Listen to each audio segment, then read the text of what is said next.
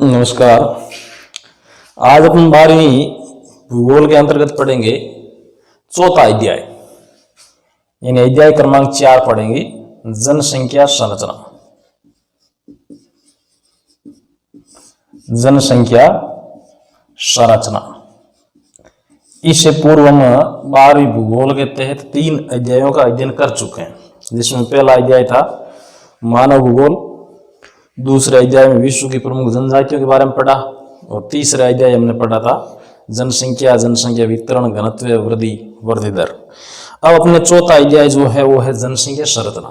देखो, संरचना का अर्थ क्या होता है कि विश्व का जितना भी क्षेत्रफल है उसके ऊपर लोगों की अलग अलग संरचना पाई जाती है। जैसे मान लीजिए कहीं पर साक्षरता अधिक है, कहीं पर न्यून है, कहीं पर लिंगानुपात अधिक है, कहीं पर न्यून है, कहीं पर मृत्यु दर अधिक है, कहीं पर न्यून है। तो इस प्रकार से अलग अलग घटक है, जिन घटकों के आधार पर हम कह सकते हैं कि विश्व की जनसंख्या की संरचना अलग अलग प्रकार की होती है। ठीक है ना। अब देखो, जनसंख्या संरचना के प्रमुख घटक या जनसंख्या संरचना की परिभाषा लिखने की आवश्यकता पड़ेगी क्या? कोई जरूरत नहीं है। देखो, जनसंख्या संरचना के तहत परिभाषा ये लिख सकते हो कि विश्व के अलग अलग क्षेत्रों में निवास करने वाले लोगों की संरचना अलग अलग होती है। जैसे जनसंख्या, जनसंख्या के बाद साक्षरता, साक्षरता के बाद लिंगानुपात, लिंगानुपात के बाद व्यवसायिक संरचना। ये कुछ घटक है जिनके आधार पर जनसंख्या अलग अलग क्षेत्रों में अलग अलग प्रकार से पाई जाती है। अब देखो, जनसंख्या के प्रमुख घटक 3-4 घटक है, उन घटकों के बारे में अच्छी प्रकार से अध्ययन करेंगे। जनसंख्या के प्रमुख घटक, सबसे पहले बात करते हैं कि सबसे पहला घटक क्या है। तो विश्व में सबसे पहले जनसंख्या घटक मानते हैं आयु संरचना। किसको मानते हैं? आयु संरचना। आयु संरचना यानी आयु के आधार पर अलग अलग क्षेत्रों में अलग अलग प्रकार के लोग निवास करते हैं। इसका हम आगे दोबारा जिक्र करेंगे। एक बार मैं प्रमुख घटकों के बिंदु लिख देता हूं, फिर हम आयु संरचना के तहत कौन कौन से आयु वर्ग होते हैं उनका अध्ययन करेंगे। दूसरा बिंदु, पहला हो गया आयु संरचना, दूसरा हो गया साक्षरता,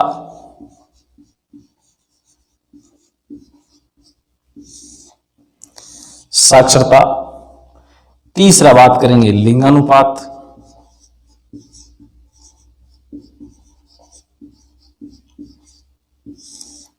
चौथे घटक की बात करेंगे व्यवसायिक संरचना,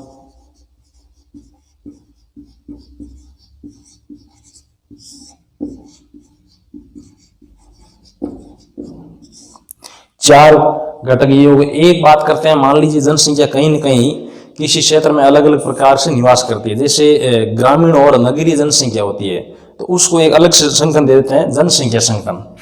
उसका नाम क्या देते हैं? जनसंख्या संगठन।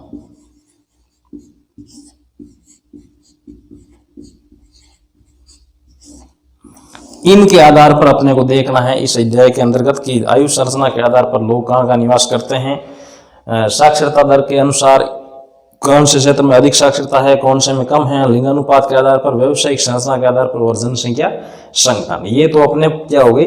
घटक हो गए जनसंख्या संरचना के प्रमुख घटक। अब हम एक एक का अध्ययन करेंगे, यानी एक एक बिंदु का अध्ययन करेंगे। सबसे पहले हम किसको लेंगे? आयु संरचना का लेंगे। किसका लेंगे? आयु संरचना। देखो,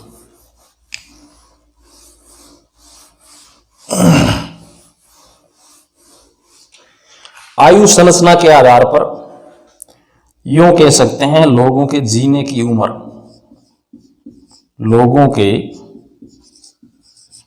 जीने की उम्र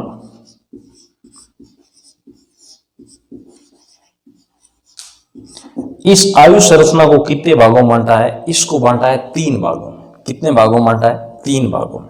देखो, पहला भाग 1 नंबर, इसमें वो आयु वर्ग आता है जो 0 से लेकर 14 वर्ष तक का होता है।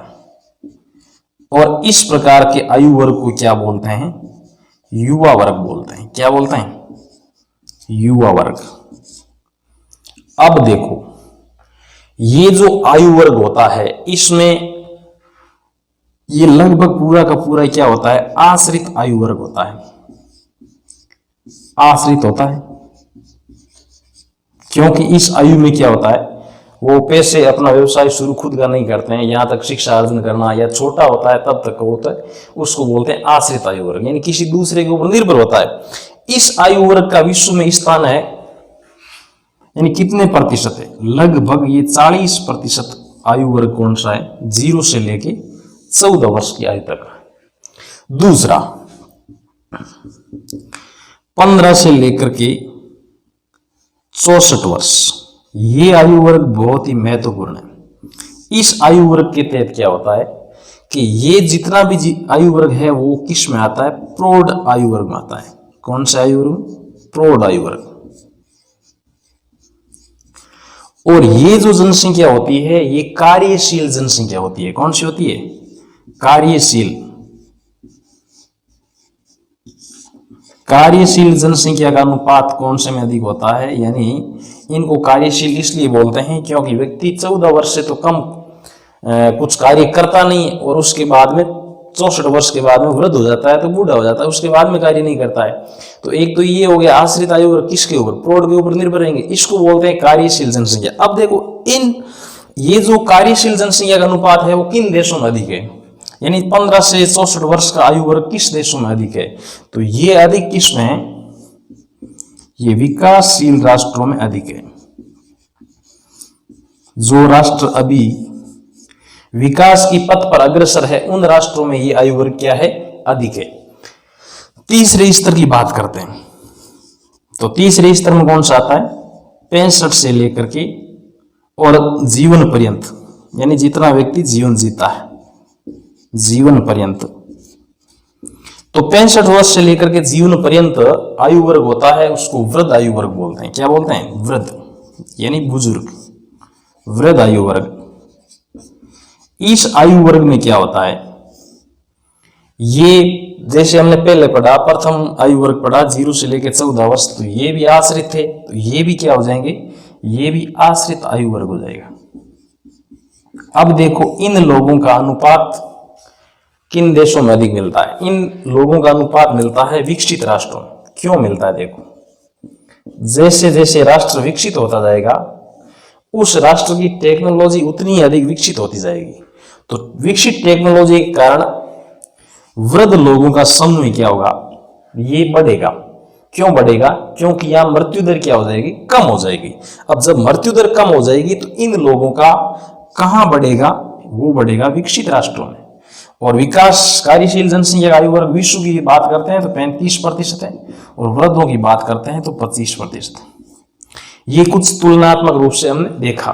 अब देखो इसमें क्या समझ नहीं आता है, आयु संरचना के आधार पर लोगों के जीवन जीने की उम्र और उसके 3 समय बनाए, एक तो 0 से लेकर 14 आयु वर्ग का, दूसरा 15 से लेकर 64 का, और तीसरा बनाया 65 वर्ष का, 65 वर्ष या उससे ऊपर जीवन जीने वाले लोगों का समय बनाया। तो ये तो हो गया जनसंख्या का पहला घटक। क्या हो गया, पहला घटक। ठीक है, अब हम बात करेंगे दूसरे घटक की।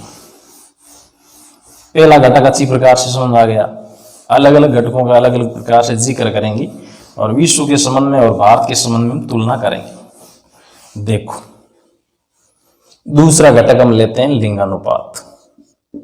क्या लेते हैं, लिंगानुपात। लिंगानुपात का तात्पर्य क्या है,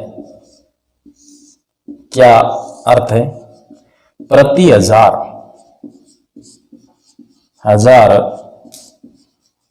पुरुषों के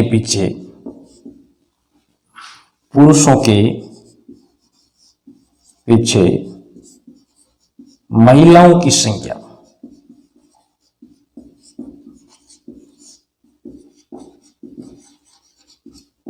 क्या कहलाता है, लिंगानुपात कहलाता है। जैसे मान लीजिए भारत की जनसंख्या, यानी भारत में प्रति हजार पुरुषों के पीछे महिलाओं की संख्या 1001 है, तो लिंगानुपात क्या होगा, अधिक होगा। मान लीजिए 1000 पुरुषों पर महिलाओं की संख्या क्या है, 999, तो लिंगानुपात क्या होगा, कम होगा। अब देखो लिंगानुपात ज्ञात करने का सूत्र क्या है। देखो भारत में जो लिंगानुपात ज्ञात किया जाता है वो प्रति 1000 पुरुषों पर किया जाता है। विश्व के कुछ अन्य राष्ट्रों में जैसे न्यूजीलैंड है, वहां पर 100 के ऊपर निकाला जाता है, यानी 100 पुरुषों के पीछे महिलाओं की संख्या को देखा जाता है। तो लिंगानुपात भारत में, इसका अलग अलग सूत्र ध्यान रखेंगे। भारत में लिंगानुपात ज्ञात करने का सूत्र क्या हो जाएगा, स्त्रियों की संख्या, भारत में लिंगानुपात ज्ञात करते हैं तो उसमें आ जाएगा पुरुषों का, यानी प्रति 1000 पुरुष है तो पुरुषों की संख्या बटा महिलाओं की संख्या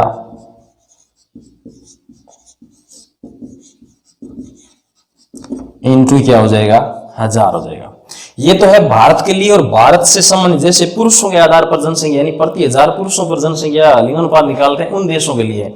जिन देशों में लिंगानुपात अधिक है, यानी जहां लिंगानुपात क्या होता है, जहां लिंगानुपात अधिक होता है, यानी महिलाओं की संख्या पुरुषों की तुलना में क्या होती है, अधिक होती है। जहां लिंगानुपात अधिक होता है वहां पर यह सूत्र चेंज हो जाता है, क्योंकि वहां पर प्रति 1000 महिलाओं पर पुरुषों की संख्या निकालते हैं, तो वहां पर सूत्र क्या हो जाएगा, महिलाओं की संख्या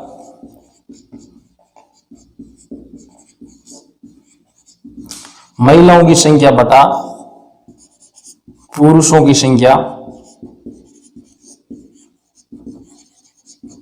इंटू 1000 हो जाएगा। यानी जहां पर पुरुषों की तुलना में किसकी संख्या अधिक होती है, महिलाओं की संख्या अधिक होती है, उन क्षेत्रों में लिंगानुपात कैसे निकालते हैं, उल्टा हो जाएगा कि महिलाओं प्रति 1000 महिलाओं के आधार पर देखेंगे कि पुरुषों की संख्या कितनी है। ठीक है ना, ये तो बात हुई कुछ लिंगानुपात के आधार पर। अब देखो, अब हम बात करेंगे कि विश्व के अंदर अत्यधिक महिलाओं वाले क्षेत्र कौन से हैं, अधिक महिलाओं वाले क्षेत्र कौन से हैं, अधिक पुरुषों वाले कौन से हैं, और अत्यधिक पुरुषों वाले क्षेत्र कौन से, यानी जहां का लिंगानुपात की तुलना करेंगे। यहां तक समझ आ गया कि प्रति 1000 पुरुषों के ऊपर महिलाओं की संख्या। ठीक है ना, अब देखो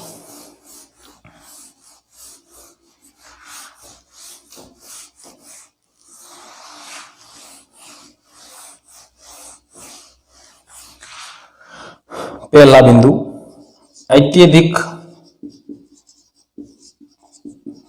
महिलाओं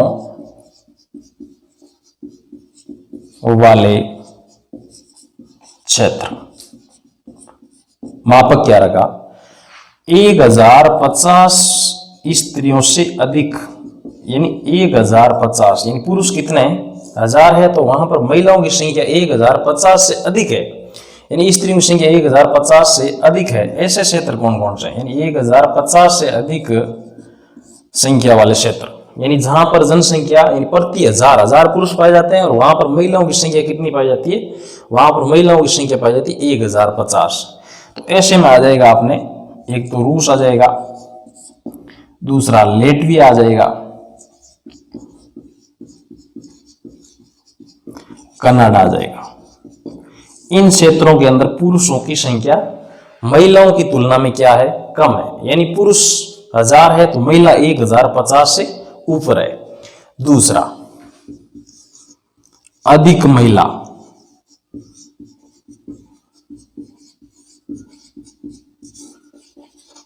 महिलाओं वाले क्षेत्र, यानी जहां पर महिला अत्यधिक से क्या है, थोड़ी कम है, तो वहां पर क्या रखेंगे, यानी यहां तो क्या रखा था हमने 1050 रखा था, मगर यहां क्या रखेंगे, यानी 1000, यह तो क्या हो जाएगा, यहां पर 1020 से लेकर के 1000 तक, यानी पुरुष कितने हैं, पुरुष 1000, महिलाओं की संख्या 1020 से लेके 1000 से लेके 1020 या 1050 तक है। तो ऐसे क्षेत्रों के अंतर्गत क्या होगी, इनको रखेंगे अधिक महिलाओं वाले क्षेत्र। इसमें आ जाएगा आपने मंगोलिया आ जाएगा,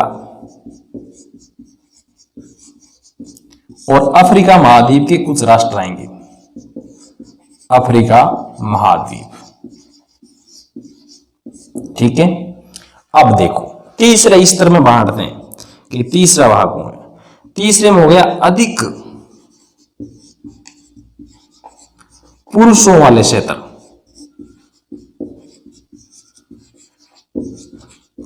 और इसका मापक क्या रखा, इसका मापक रखा 950 से लेकर के 1000, यानी जहां पुरुष 1000 है वहां महिलाएं कितनी है, महिलाएं अगर मान लीजिए 950 लेकर 1000 तक है, तो ऐसे क्षेत्रों को किस में रखा, अधिक पुरुषों वाले क्षेत्र में रखा। और इसमें आ जाएगा चीन, मंचूरिया वगैरह वो क्षेत्र और आ जाएंगे। ठीक है, अब देखो चौथा अपना श्रेणी आएगा भारत देश का इस चौथे श्रेणी में, क्योंकि भारत का लिंगानुपात क्या है, इससे भी न्यून है। अत्यधिक पुरुषों वाले क्षेत्र, यानी जहां पर पुरुषों की संख्या 950 से भी क्या है, कम है। 900 महिलाओं की संख्या 950 से भी कम है। 950 से भी कम है उन क्षेत्रों में, यानी जहां पर 1000 पुरुष है और महिलाओं की संख्या 950 से भी कम है, उनको बोलते हैं अत्यधिक पुरुषों वाले क्षेत्र। और उसमें आ जाएगा अपने भारत, क्योंकि भारत का लिंगानुपात क्या है, 943 है। कितना है, 943 है, जो बहुत कम है। 943 के आधार पर भारत का लिंगानुपात देखें तो बहुत कम है। अब देखो, ये तो बात हो गई अलग अलग प्रमुख क्षेत्रों के आधार पर। अब बात करेंगे किसके आधार पर, कि विश्व की या विश्व का लिंगानुपात कितना है। विश्व का लिंगानुपात, तो विश्व का है 985 महिलाएं प्रति 1000 पुरुषों पर। ठीक है, भारत की बात करते हैं तो भारत का लिंगानुपात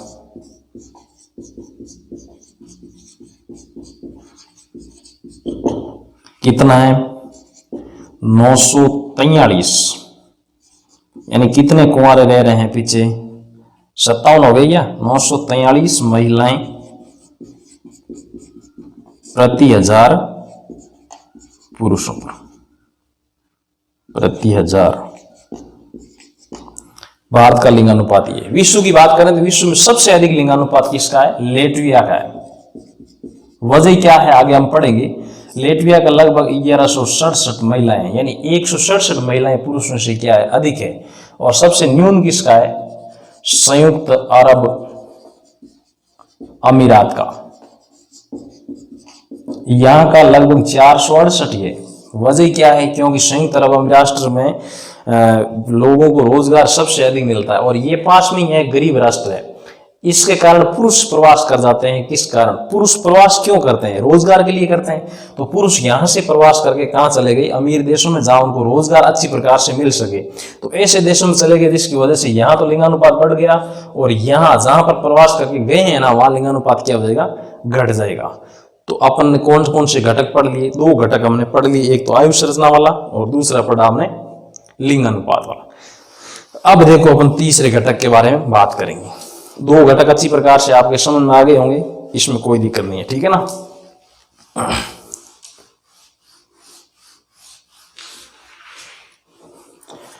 चौथा पार्ट बहुत आसानी से समझ आ जाएगा, क्योंकि ये तीसरे पार्ट से रिलेटेड पार्ट है। क्योंकि तीसरे अध्याय में हम जनसंख्या के बारे में पूर्ण रूप से जानकारी हम ले चुके हैं, पढ़ चुके हैं। अब देखो तीसरा बिंदु आता है जनसंख्या संगठन। तो इनको 2 भागों में बांट रखा है, एक तो ग्रामीण और दूसरी नगरीय। यानी कुछ लोग तो गांव में रहते हैं, कुछ लोग नगरों में रहते हैं। अब विश्व स्तर की बात करते हैं तो विश्व की लगभग 60% आबादी नगरों में निवास करती है। कहां निवास करती है, नगरों में निवास करती है। और बात करें अगर भारत की, तो भारत की 60% आबादी गांवों में निवास करती है, गांवों में निवास करती है, ठीक है ना। यानी भारत की तो 60% आबादी गांवों में निवास करती है। जब विश्व स्तर की बात करते हैं तो विश्व की 60% आबादी कहां निवास करती है, नगरों में निवास करती है। तो हम तुलना करेंगे कि कौन कौन से क्षेत्र ऐसे हैं जहां पर ग्रामीण नगरीय जनसंख्या का अनुपात क्या है, अत्यधिक है। अब देखो भारत कौन सी श्रेणी में आएगा, देखना अपना अभी। यानी ऐसे क्षेत्र जहां की लगभग 60% से ऊपर की आबादी है, वो कहां निवास करती है, वो निवास करती है मान लीजिए गांव में। तो उसको बोलते हैं उच्च नगरीय जनसंख्या वाले क्षेत्र। उसको क्या बोलते हैं, उच्च नगरीय जनसंख्या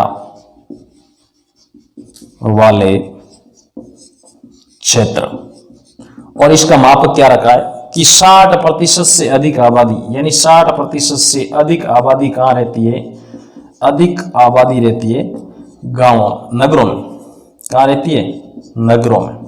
और इस श्रेणी में देश आता है, एक तो आता है अमेरिका, दूसरा आता है कनाडा। इन देशों के लोग लगभग 60% से अधिक क्या करते हैं, कहाँ रहते हैं, वो रहते हैं नगरों में। अब देखो दूसरे प्रकार का, यानी जहां पर जनसंख्या का अनुपात मध्यम वर्ग बोलते हैं जिनको, मध्यम नगरीय जनसंख्या वाले क्षेत्र, यानी जहां की आबादी लगभग 50% से लेकर के 60% के बीच में, यानी 50% से अधिक 60% से कम, इनके बीच में है, वो कहाँ रहती है, वो नगरों में रहती है। मान लीजिए इस आंकड़े के बीच में जो जनसंख्या है वो नगरों में रहती है, तो उसको क्या रखते हैं, मध्यम नगरीय जनसंख्या वाले क्षेत्र बोलते हैं। और उसमें आता है अपने मिस्र, चीन, यानी जिसकी आबादी है वो 50 से लेकर 60% के बीच में कहाँ रहती है, नगरों में रहती है। अब बात करते हैं तीसरे श्रेणी की, तो गए न्यून नगरीय जनसंख्या वाले क्षेत्र, यानी जहां की आबादी 50 नहीं, अब आएगी 40%, यानी 40 से लेकर के 50% के बीच में कहां रहती है, नगरों में रहती है। इस श्रेणी में कौन सा देश आएगा, इस श्रेणी में अपना भारत देश आएगा, क्योंकि मैंने पहले ही बताया था कि भारत की लगभग 60% आबादी है वो गांव में निवास करती है और मात्र 40% आबादी है वो कहाँ निवास करती है, नगरों में। तो देखो नगरीय संरचना के आधार पर, यानी जनसंख्या संगठन के आधार पर हमने देखा था कि ग्रामीण और नगरीय प्रकार की आबादी, ठीक है ना। तो कितने हो गए, 3 घटक अपने हो गए जनसंख्या की संरचना के प्रमुख घटक। अब चौथा घटक क्या लेंगे, चौथा घटक ले लेते हैं साक्षरता। चलो ठीक है, साक्षरता। साक्षरता से तात्पर्य क्या है, यानी साक्षर हम किसे कहेंगे, साक्षरता किस व्यक्ति को बोलेंगे कि ये साक्षर है। साक्षर उस व्यक्ति को बोलते हैं, भारत के अनुसार बता देता हूं, भारत के अंदर किसी अपने विशेष क्षेत्र की सामान्य भाषा को पढ़ना और लिखना आना चाहिए, या यूं कह सकते हैं कि अपने स्तर पर व्यक्ति को अपने हस्ताक्षर करने आना चाहिए। उस व्यक्ति को क्या बोलते हैं, साक्षर बोलते हैं, ठीक है ना। अब देखो साक्षरता के आधार पर बात करते हैं तो विश्व के कुछ ऐसे क्षेत्र हैं जहां की साक्षरता बहुत न्यून है। इसमें क्षेत्र विशेष का कोई उल्लेख नहीं है। साक्षरता के आधार पर भी भिन्नता मिलती है देखने को। जैसे भारत में सबसे अधिक साक्षरता किसकी है, भारत में सबसे अधिक साक्षरता है किसकी, केरल की है। इसी प्रकार विश्व में साक्षरता की बात करें तो विश्व में सर्वाधिक साक्षरता किसकी है, नॉर्वे की है। उसके बाद में किसकी है, ऑस्ट्रेलिया की है। इन राष्ट्रों की साक्षरता दर क्या है, अधिक है, जापान की है, अधिक है। इनकी वजह से और उनके तुलना बात करें, दूसरे विपरीत तुलना की बात करें तो कुछ क्षेत्र ऐसे हैं जहां की साक्षरता दर क्या है, बहुत ही कम है, यानी साक्षरता दर न्यून है। तो विश्व की साक्षरता दर कितनी है, विश्व साक्षरता दर 77% है। विश्व की साक्षरता दर कितनी है, 77। और न्यूनतम किसकी है, न्यूनतम क्या, सर्वाधिक किसकी है, विश्व में सर्वाधिक साक्षरता वो है नॉर्वे की। मानव विकास सूचकांक के अंदर भी पहला स्थान किसका आता है, नॉर्वे का आता है।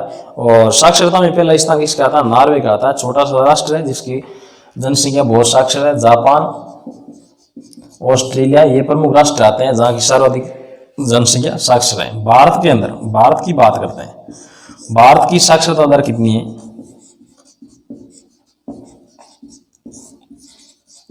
लगभग 74.06% है।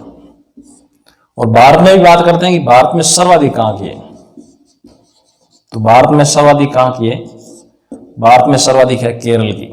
कितनी है, केरल की जनसंख्या सबसे अधिक सर्वाधिक साक्षर है। अब देखो बात करते हैं कि भारत के अंदर इसमें अलग अलग आंकड़े देखने हैं कि पुरुष साक्षर कितने हैं, महिला साक्षर कितने हैं। तो पुरुष और महिला इनके बीच में बहुत बड़ा अंतर है। पुरुष साक्षर है 80.9 9%, महिला है 64.6%। ये बहुत बड़ा अंतर है। वैसे सीधी साक्षरता की बात करें तो सीधी साक्षरता में पुरुष और महिला, राजस्थान और इसमें भारत में भी ज्यादा अंतर नहीं आता है।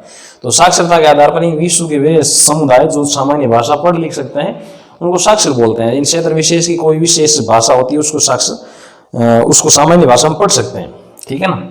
अब अपने एक टॉपिक बचता है जिसमें आता है जनसंख्या की व्यावसायिक संरचना। जनसंख्या की व्यावसायिक संरचना यानी लोग काम क्या करते हैं। जनसंख्या की व्यावसायिक संरचना।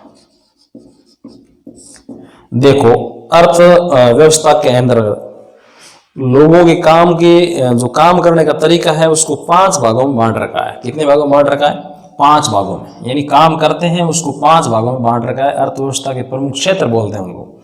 तो पहला तो है प्राथमिक, आपके पाठ्यक्रम में आगे इनका विस्तृत उल्लेख आया हुआ है। प्राथमिक क्षेत्र, दूसरा है द्वितीयक क्षेत्र,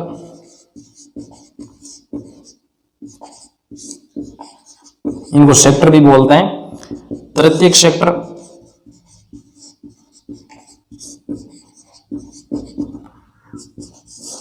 चतुर्थक सेक्टर और पंचम सेक्टर।